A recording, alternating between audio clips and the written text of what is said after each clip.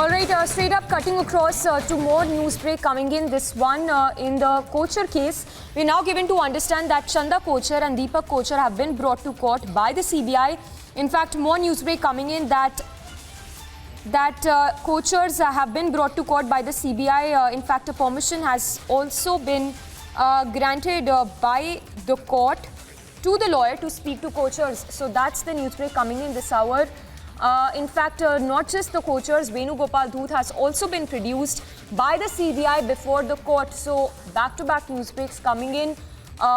In the case, Chanda Kochhar and Deepak Kochhar, who've been brought to court by the CBI. In fact, permission has been granted by the court to the lawyer to speak to Kochhars. So we now given to understand that the lawyer will be speaking to Chanda Kochhar as well as her husband, Deepak Kochhar. This is, of course, in relation to the scam case, the Videocon scam, the ICICI Bank scam case. In fact, Venugopal Dhoot has also been produced by the CBI before the court.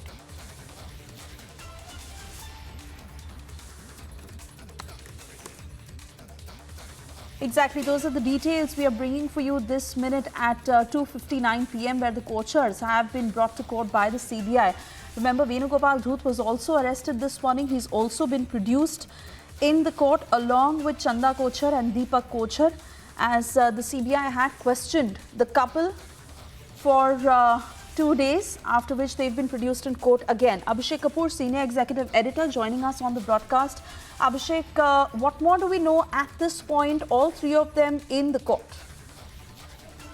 Well, they have been produced in the court now, Suresha, and I believe the CBI objected to Kochhar's request to have a conversation among themselves, and the court, in fact, granted permission despite the CBI objection. Essentially, Chanda and Deepak Kochhar wanting to have a word with each other. But remember, Venugopal Dhoot, arrested earlier in the day, also produced in the court. We are told by our sources that the CBI wants to confront both the sides with the information it gathered independently. So, for example, this latest round of activity in the case has happened, and in fact, the arrests have happened after Venugopal Dhoot was in fact grilled in November, following which the Kochhar couple were called, and subsequent to their unsatisfactory answers, and in fact, what sources tell us, an attempt to mislead the agency that the couple was arrested, subsequent to which Venugopal Dhoot has been arrested today.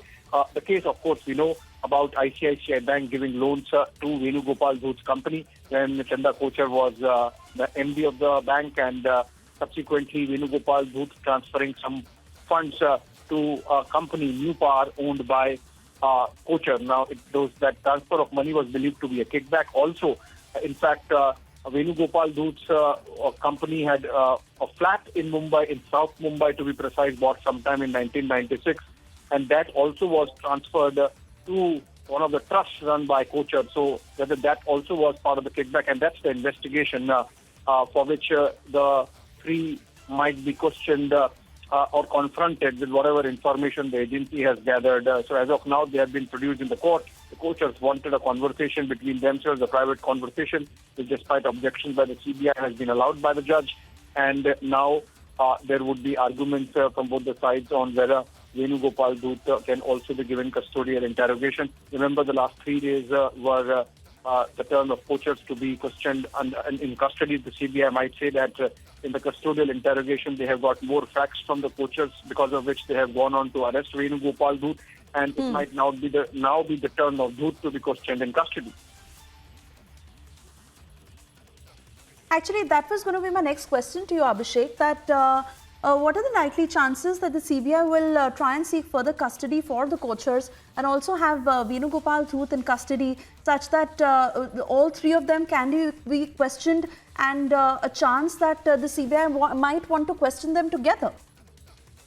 No, that's in fact the objective. The whole idea of arresting Venugopal Dhoot was that there are certain facts that have emerged post the questioning of the Kochhars in custody, and that even Venugopal Dhoot needs to be confronted with those facts, if need be, face to face with the Kochhars. So that's the reason why they have been produced in court. We are expecting that the CBI, in fact, would be seeking custodial interrogation of Dhoot as well, given the fact that a criminal breach of trust section has been sought by the CBI in this investigation, and which is a serious offence. It is the sources tell us that all these transactions happened with all the accused being on the same page, and despite that, when they have been questioned, at least the Kochhar, for example, Chanda, for example, has been saying she does not know anything about the transactions carried on by her husband or between the Dhoots and Deepak Kochhar, and that she was not privy to them. So the agency believes otherwise, and to think that these are essentially proceeds of crime, and these are in the nature of kickbacks and routing of money and whatnot, and that's why we have seen a parallel investigation going on by the Enforcement Directorate also, Suesha, and now with the CBI picking up pace. Remember, the case had almost gone into a cold storage for the last couple of years. The preliminary inquiry had in fact started sometime in 2018, and then in 2019 it picked up pace. Also, the latest round also suggests, Suesha, and that's significant, in fact, that there seems to be some political linkages between the accused or with the accused, and that also needs to be investigated, looked into, questioned, and Venugopal Dhoot, for example, was he doing these transactions at the behest of some powers that be at that time? Remember, this is of the UPA era, UPA 1 specifically, and so were there some others involved? And all this is happening to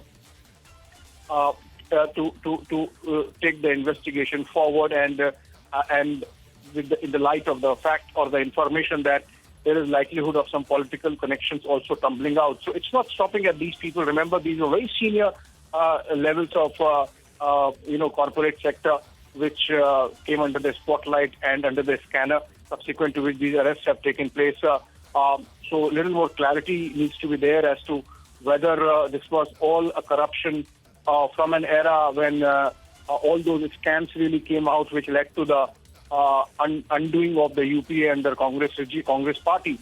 So whether there was some political connection, whether within these transactions there is a subset of political transactions which would have benefited those people at the helm at that time in any manner, all those aspects are being looked into. The CBI has a broad mandate under the Prevention of Corruption Act, and as I mentioned, the latest round of activity and the case coming out of cold storage has happened post-November, when Venugopal Dhoot was grilled, and there were some loose ends that really came out, and the agency wanted to connect the dots.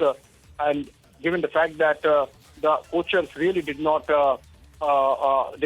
cooperate in terms of the information or validating of the information that had come out of Dhoot's interrogation, which led to their arrest, and based on their questioning in custody, the CBI, I believe, came to a conclusion that even Venugopal Dhoot needs to be arrested, which means, Suesha, for the benefit of viewers, that if CBI has moved this far, obviously there is a lot of information about which all these accused in the case, the Kochhars, both Chanda and Deepak and Venugopal Dhoot, have been, if not outrightly not cooperating, then perhaps misleading the agency, because of which it went ahead and has carried out the arrests in what is typically seen as a white-collar crime. Also, do not forget that these are same modus operandi which we have seen in investigations like the Yes Bank scam, like the HDIL scam, among others. So obviously, it's connected. It's a piece with what was happening at that time in the corruption domain,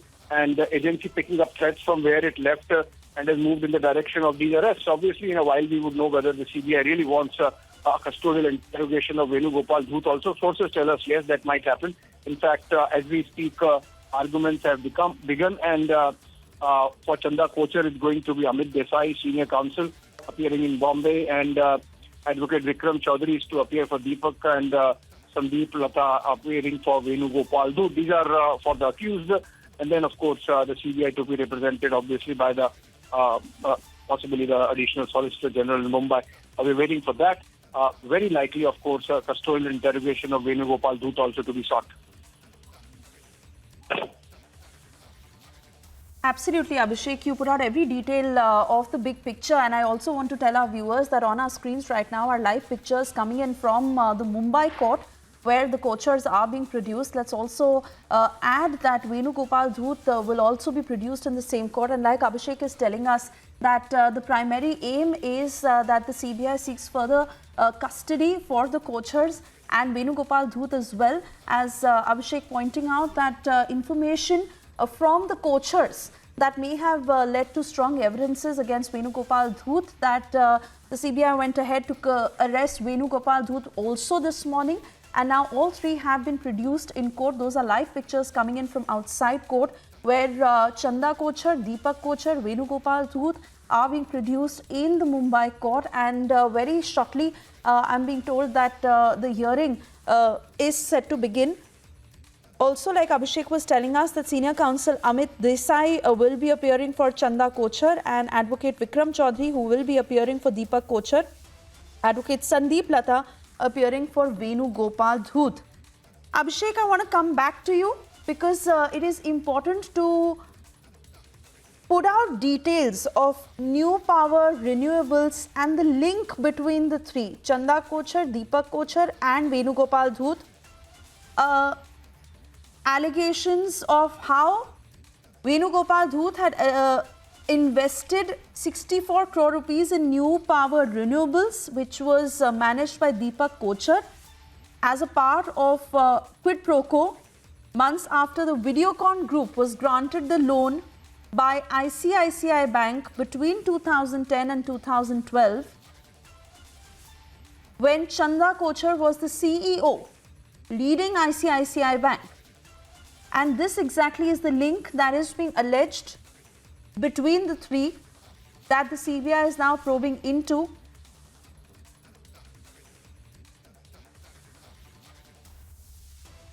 Not too sure if Abhishek can hear me, but remember, the hearing has begun. These are the latest details that are just coming in. The hearing has begun. Pictures that came in a short while ago of Chanda Kochhar making her way inside the Mumbai court. Also, Deepak Kochhar and Venugopal Dhoot, all of them in that Mumbai court, where the matter will now be heard. Inside information we are picking up of how the Kochhars were requesting the judge to have a conversation, but the CBI had objected to it. And whether they are really cooperating with the agency is also the big question. It is this particular link between the three that is now under the scanner, and the political links also. As Abhishek puts it, a white-collar crime, and Chanda Kochhar, Deepak Kochhar and Venugopal Dhoot, how exactly were they helping each other benefit? As the allegation against Chanda Kochhar of misusing her official power while she was heading ICICI Bank. Remember, she had to quit in 2018. And this was the loan that was cleared by a committee that Chanda Kochhar was a member of. This is the allegation made by the CBI, that she had misused and abused her official position and got illegal gratification through her husband from it.